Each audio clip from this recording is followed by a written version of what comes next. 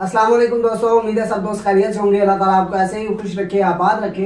दोस्तों, भाई ने सवाल किया, क्या सांप, बिच्छू या कीड़े मकोड़े की बिल्लों में या सुराखों में पेशाब करना जायज़ है या नाजायज़ है।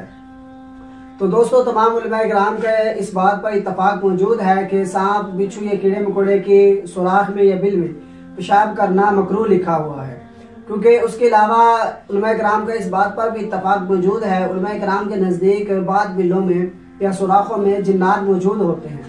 हज़रत अब्दुल्ला बिन उबादा खज़रजी रज़ी अल्लाह ताला अन्हु के बारे में बात मनकूल है कि उन्होंने जिन्नात की बिल में पेशाब कर दिया था, जिसकी वजह से जिन्नात ने उनको मार दिया। तो दोस्तों, इसके अलावा भी ऐसी चीज़ को नुकसान पहुंचाना जो आपको कोई तकलीफ नहीं दे रही, उसको तकलीफ पहुंचाना इस्लाम में जायज़ नहीं है।